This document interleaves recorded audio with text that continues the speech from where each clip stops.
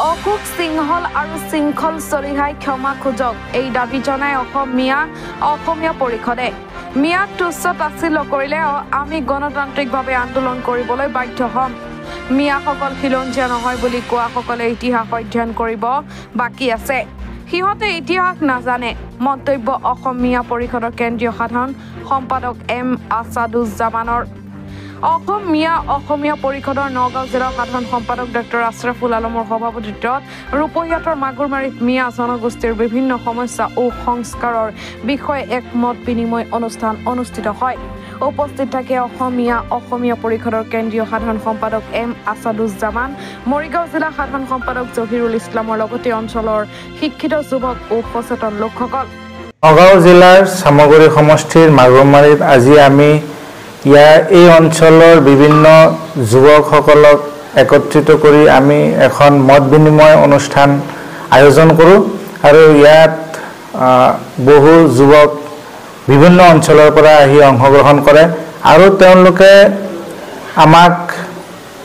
পৰামৰ্শ দিয়ে যে তেওঁলোকে মিয়া জনগোষ্ঠীটো কেনেকৈ আগুৱাই যাব লাগে, মিয়াসকলৰ কি সমস্যা আছে সেইবিলাক কেনেকৈ সমাধান কৰিব লাগে, সকলোৱে মতামত ইয়াত প্ৰকাশ কৰে আৰু আগন্তুক দিনত যাতে মিয়াসকলক যেনেকৈ বিভিন্ন লোকে তুচ্ছ তাচ্ছিল্য কৰি থাকে তেওঁলোকক কেনেকৈ আমি ৰোধ কৰিব পাৰোঁ আৰু তেওঁলোকৰ যি ষড়যন্ত্ৰ বা অপচেষ্টা মিয়াসকলৰ বিৰুদ্ধে ইমান দিনে তেওঁলোকে কৰি আহিছে এইবিলাক আমি আগন্তুক দিনত তেওঁলোকে যাতে এই মিয়াৰ বিৰুদ্ধে যাতে একো পদক্ষেপ ল'ব নোৱাৰে বা মিয়াক তুচ্ছ তাচ্ছিল্য কৰিব নোৱাৰে তাৰ বিৰুদ্ধে আমি গণতান্ত্ৰিকভাৱে আন্দোলন কৰিবলৈ আমি বাধ্য হ'ম। এনেকৈয়ে আমাৰ আজি আলোচনাবিলাক মতামত প্ৰকাশ হৈছে। বিভিন্ন সময়ত দেখা গৈছে শৃংখল চলিহা, অশোক সিংহল মুকলিকৈ তেওঁলোকে মিয়াৰ বিৰুদ্ধে আক্ৰমণাত্মক ধৰ্মীয় কথাৰে আক্ৰমণ কৰিছে, জাতিগত ভাৱেৰে আক্ৰমণ কৰিছে। গতিকে আমি এইবিলাক সহ্য নকৰোঁ। আমি তেওঁক অতি শীঘ্ৰেই ক্ষমা খুজিবলৈ আমি দাবী জনাইছোঁ। আজি অসমীয়া পৰিষদৰ নগাঁও জিলা সমিতিৰ উদ্যোগত নগাঁও জিলাৰ চামগুৰি সমষ্টিৰ মাগুৰমাৰীত এখনি মত বিনিময় সভা অনুষ্ঠিত হৈ যায় আৰু এই অনুষ্ঠানত আমাৰ মিয়া জনগোষ্ঠীৰ শিক্ষিত যুৱকসকলে ওলাই আহি এই জনগোষ্ঠীটো মানে স্বাধীনতাৰ পিছৰ পৰাই যে লাঞ্ছিত, বঞ্চিত, অৱহেলিত হৈ আহিছে তাক অনুধাৱন কৰি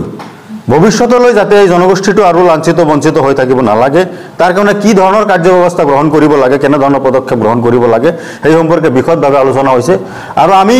এতিয়া পণ কৰিছোঁ আমাৰ এই অঞ্চলবিলাকত মিয়াসকলক লগত লৈ মিয়াসকলক সংগঠিত কৰি আমি জনগোষ্ঠীটোক এষ্টাব্লিছ কৰাৰ কাৰণে যথাযথ কাৰ্যসূচী গ্ৰহণ কৰিম। আমি অসমীয়া পৰিষদটো বিভিন্ন পৰ্যায়ত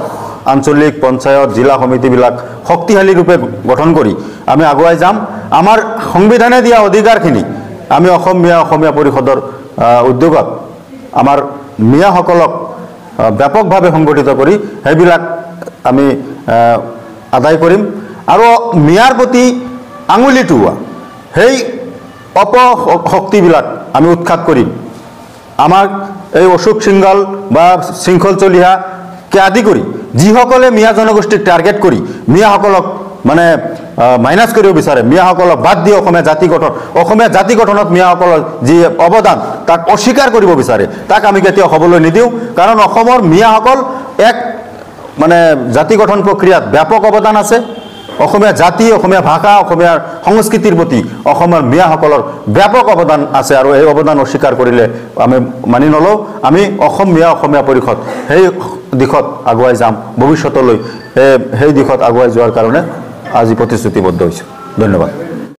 দেখা গৈছে যে আজি মাগুৰমাৰী আলম কমপ্লেক্সত এখন মত বিনিময় অনুষ্ঠানত অংশগ্ৰহণ কৰিছে, কি ক'ব এই সন্দৰ্ভত? আজি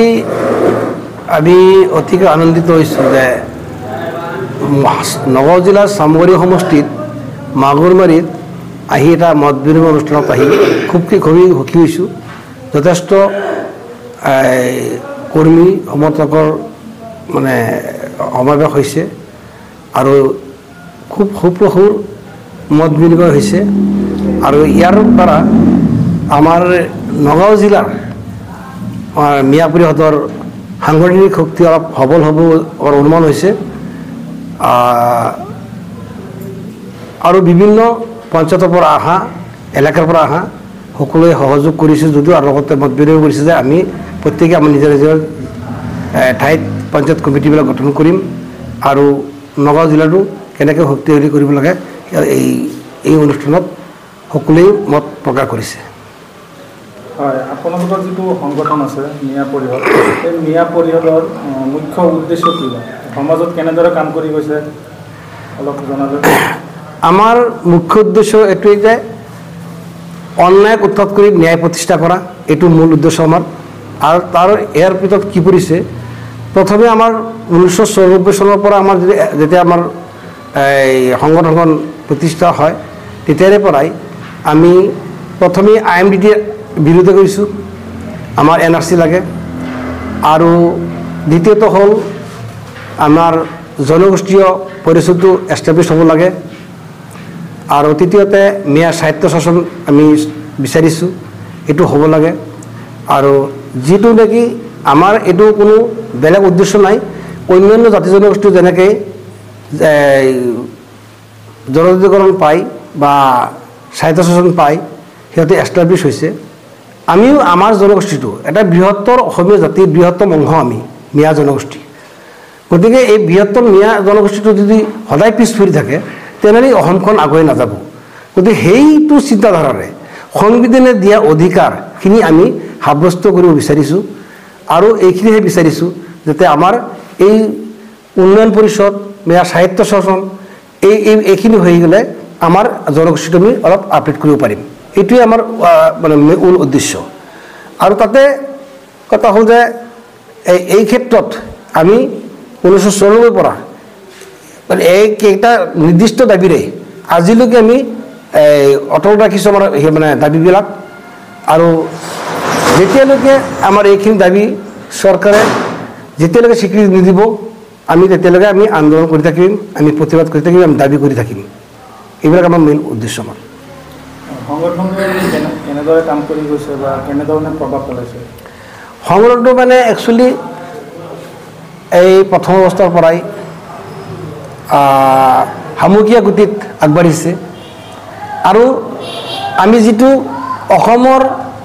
এনেকুৱা বৰেণ্য ব্যক্তি বুদ্ধিজীৱী নাই যে তেওঁলোকৰ লগত আমি বৈঠক কৰা নাই সিহঁতৰ আলোচনা পৰামৰ্শ গ্ৰহণ কৰা নাই আমি সদায়েই সাহিত্যভাগে ধৰি অসমৰ বিভিন্ন বৰেণ্য ব্যক্তিসকলৰ বুদ্ধিজীৱীসকলৰ পৰামৰ্শ গ্ৰহণেৰে যিহেতু সেইসকল আমাৰ উপদেষ্টা আমাৰ অসমৰ মুছলমানিক সামৰি আমি মিয়া জনগোষ্ঠী সামৰিছোঁ আৰু বাকী অনামুছলমান যিখিনি আছে গোটেইখিনি আমাৰ উপদেষ্টা গতিকে সেইসকলৰ আমি অসমৰ যিমান বুদ্ধিজীৱী আছে চবক আমি পৰামৰ্শ গ্ৰহণ কৰি আমি আগুৱাই গৈ আছোঁ বহু ক্ষেত্ৰত দেখা গৈছে যে মিয়াসকল খিলঞ্জীয়া নহয় আনকি মিয়াসকল জনগোষ্ঠীয় লোক নহয় তেনেধৰণৰ মন্তব্য কৰি আহিছে বহুতে এই ক্ষেত্ৰত কি ক'ব না মিয়াসকল খিলঞ্জীয়া নহয় আৰু মিয়াসকল খিলঞ্জীয়া নহয় কোনোবাই কৈ আছে ঠিক হয়তো সিহঁতে ইতিহাস নাজানে ইতিহাস নাজানা মানুহে ক'ব পাৰে ডাঙৰ কথা নহয় কিন্তু কোনোবাই ক'লেই মোৰ নাম মোৰ দেউতাকে কৈছে মোৰ আছাদুজ্জামান মোৰ নাম থৈছে মোৰ দেউতাকে কোনোবাই যদি নামানে আমাৰ মোৰ কোনো আহে যায় নেকি মোৰ জন্মটো স্বত্বেও মই ইয়াৰ খিলঞ্জীয়া ভূমিপুত্ৰ হওঁ গতিকে আমি এটা মানে এই এটা জনগোষ্ঠীৰ পৰা এই দেশত অসমৰ মুলুকত থকা কিবাটা জনগোষ্ঠীৰ পৰা ডাইভাৰ্ট কনভাৰ্ট হৈ আমি মুছলমান হৈছোঁ মাত্ৰ আমাৰ ধৰ্মটো চেঞ্জ হৈছে আমাৰ সব গোটেইকেইটা একে ঠিকেই আছে আমাৰ গতিকে ধৰ্মৰ পৰা এটা ধৰ্মান্তৰিত হোৱাৰ পিছত কি মানে ইয়াৰ খিলঞ্জীয়া নহয় এইটো ক'ত পাইছে গতিকে যিসকলে ইতিহাস নাজানে এইবিলাক ষ্টাডি কৰা নাই সেইসকলে আমি কিন্তু অনুৰোধ কৰি আমি খিলঞ্জীয়া হ'ব বিচৰা নাই আমি অসমত খিলঞ্জীয়া যিটো আমি ডিমাণ্ড কৰি আছোঁ বা আমি কৈ আছোঁ কিন্তু অনুৰোধ নহয় বাই বাঢ়িছোঁ জন্মগত স্বত্বে আমি খিলঞ্জীয়া গতিকে ইয়াত কোনোবাই না কৰিলেও নহ'ব